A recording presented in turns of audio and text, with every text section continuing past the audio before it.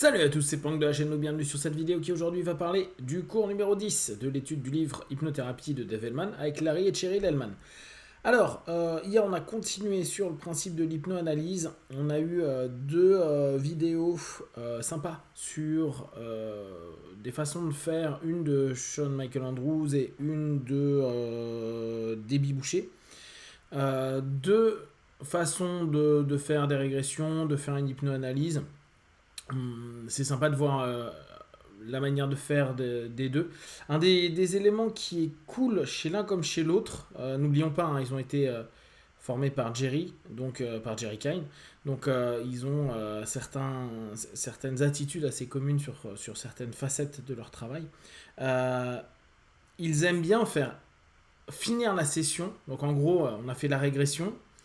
La régression, on fait l'hypnoanalyse à ce moment-là, qu'est-ce qui s'est passé, où, quand, comment, pourquoi, qu'est-ce que tu as ressenti, etc.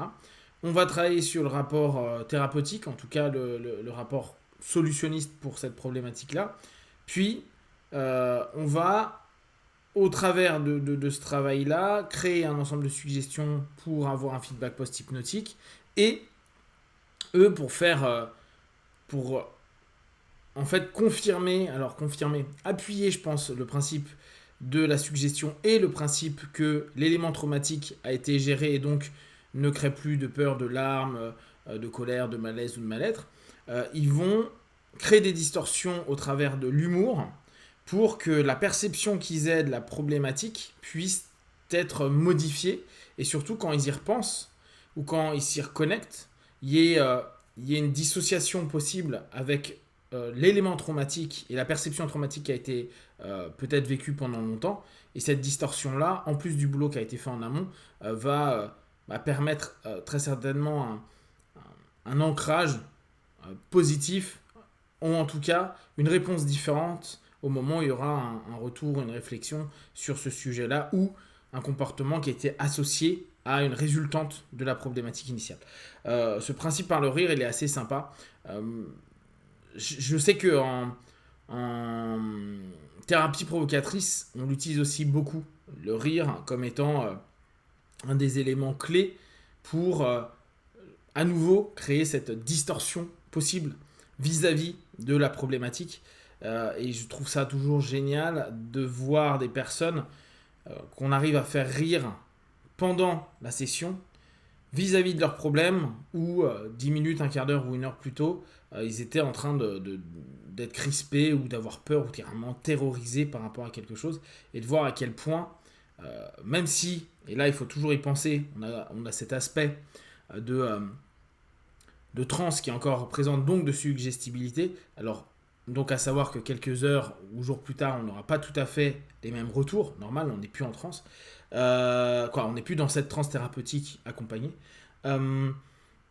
C'est quand même hyper intéressant de voir pour la personne, de conscientiser qu'il peut rire de quelque chose qui était quelque chose d'impossible à un moment donné. Et en plus, ça va cumuler l'ensemble des suggestions et offrir dès lors une belle fenêtre des possibles et un vécu différent. Donc ça, j'ai trouvé ça très très très cool. Ça nous a pris une grosse partie du temps, parce que mine de rien, c'est deux petites séances. Alors, toujours, hein, je rappelle, c'est deux séances en démo. Et c'est Brice l'a rappelé, hein, en cabinet, c'est pas des démos, c'est pas ce qu'on vit, ce qu'on fait quand on est en séminaire. En séminaire, c'est toujours un petit peu biaisé. N'empêche que il y avait un beau boulot. De là, à partir de cette vidéo-là, notamment celle de Debbie, c'était intéressant. Il y a eu tout un débat autour du toucher pendant la session, sachant que, vous devez certainement le savoir, quand il y a une abréaction, il est souvent dit, et ça en plus c'est très Jerry Kine qui avait posé cette idée-là, que on arrête de toucher. Si on est en train de toucher, on arrête de toucher. Et surtout, on ne touche pas si on ne touchait pas en amont. Quelqu'un qui vit une abréaction pour ne pas ancrer. Là-dessus, moi, j'ai pas été tout à fait d'accord avec ce qui était proposé. C'est-à-dire que j'ai entendu beaucoup, il faut pas toucher, c'est pas bien. Pour être quelqu'un qui plotte beaucoup de l'épaule, je lâche jamais quelqu'un qui est au niveau d'une abréaction. Dire ouais, mais tu vas lui ancrer. ce que je disais, ce que j'aurais partagé, c'est que pour avoir fait pas mal de stages de PNL, pour adorer les outils de PNL, pour adorer les ancrages, pour adorer plein de choses, c'est pas si magique que ça s'ancre pas si facilement que ça, et c'est pas toujours vrai que quand tu as un haut pic émotionnel, tu l'ancres à quelque chose d'autre. C'est faux.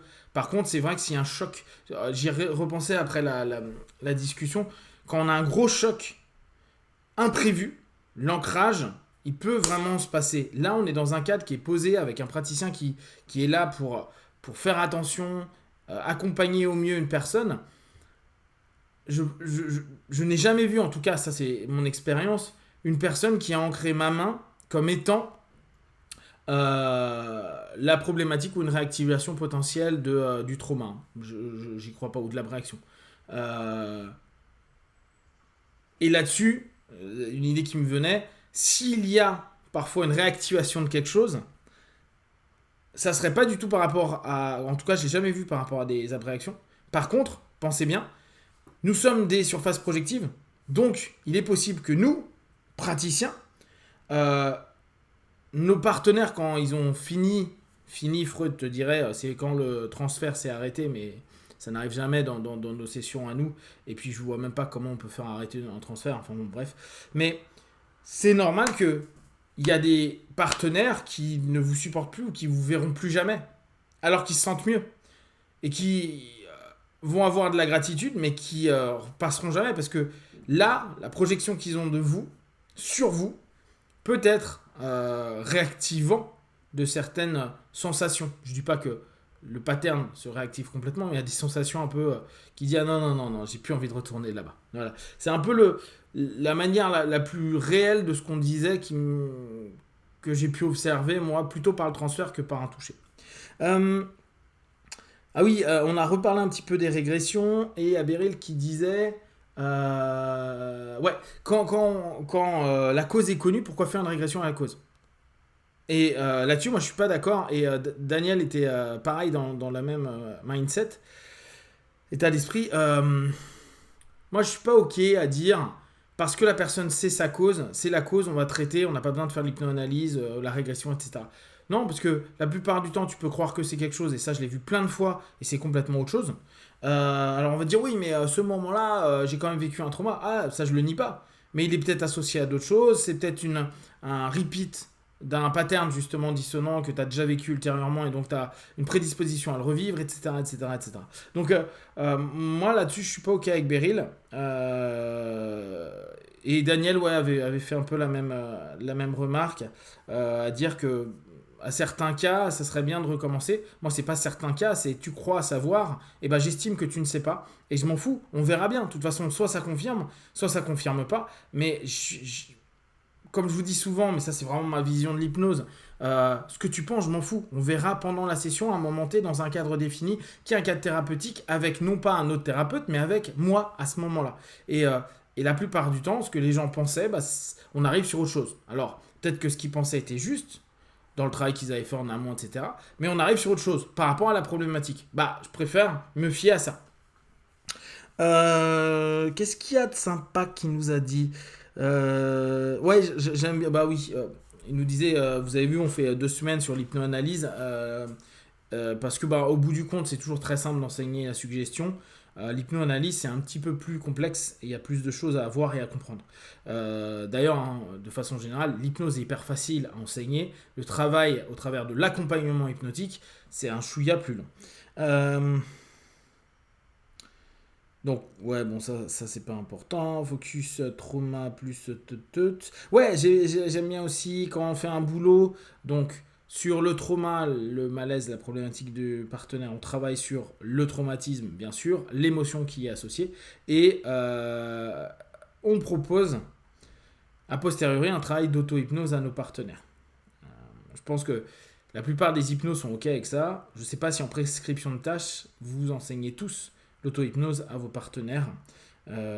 Et c'est pas enseigné en 2 heures, c'est en 5 minutes, dire tu retournes en transe en faisant ça, et puis tu fais ta prescription de tâches. Là, on est sur les prescriptions de tâches. Et l'auto-hypnose, c'est nous, ça devrait être à toutes les sessions, dire je te rappelle ton job en auto-hypnose, c'est faire ça. À minima. Parce qu'après, vous avez certainement d'autres idées. Ok, donc là, hein. Hop, hop, hop, hop. Oui, c'est intéressant. Larry, il mettait en avant un moment qu'il y a une mauvaise conception de la perte de mémoire pendant les séances d'hypnose.